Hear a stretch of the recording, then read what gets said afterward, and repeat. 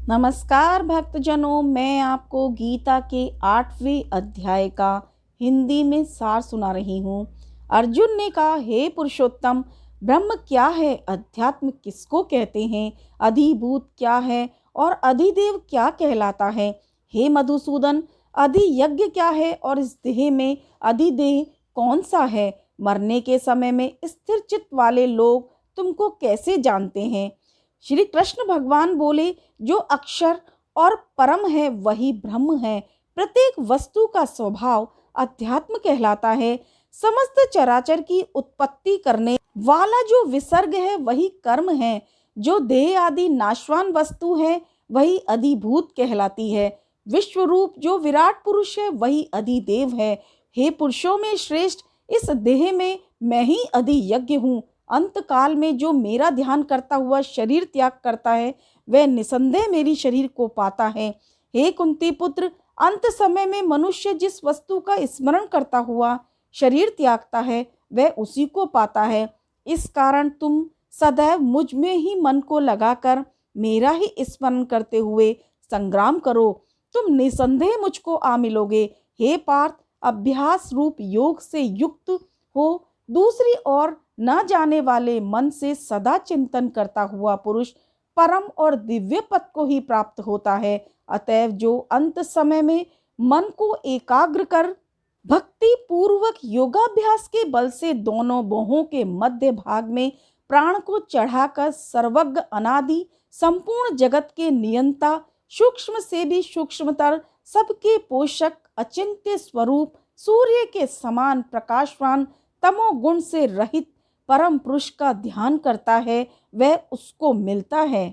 वेद के जानने वाले जिसको अक्षर कहते हैं, वीतराग होकर सन्यासी जिसमें प्रवेश करते हैं, जिसको चाहने वाले ब्रह्मचर्य का आचरण करते हैं, उस परम पद को तुमसे संक्षेप में कहता हूँ।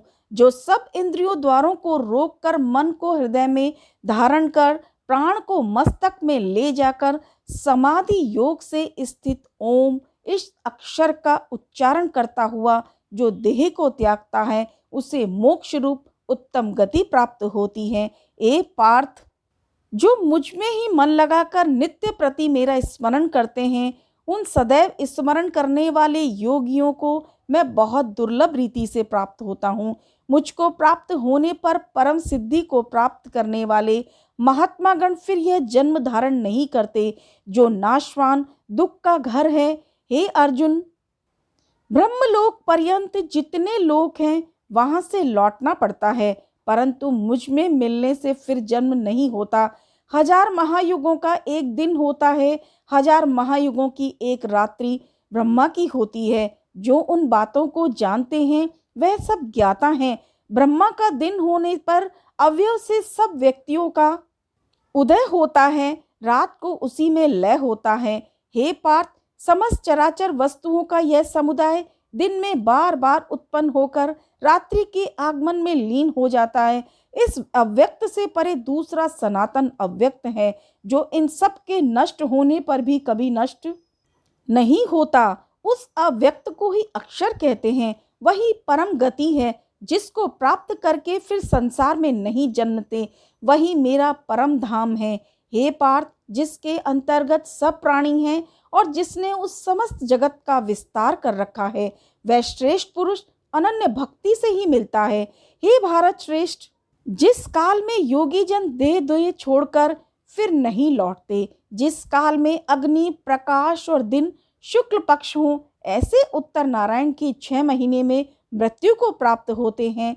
ध्रूम्ररात, कृष्ण पक्ष, दक्षिणायन के 6 महीने इनके मध्य गमन करने वाले चंद्रमा की ज्योति को जाते हैं और लौट आते हैं। संसार को नित्य चलाने वाली शुक्ल और कृष्ण नाम की 2 गतियां हैं। एक से आने पर लौटना पड़ता है, दूसरी पर फिर लौटना नहीं होता। हे पार्थ, योगी इन दोनों गतियों का तत्व जानता है, इसी से मोह में नहीं पड़ता। अतएव हे अर्जुन, तुम सदा योग युक्त हो। वेद, यज्ञ, तप और दान से जो जो पुण्य फल बतलाए गए हैं, योगी उन सब से अधिक ऐश्वर्य प्राप्त होता है और सर्वोत्तम आदि स्थान पाता है। बोले कृष्ण भगवान की जय।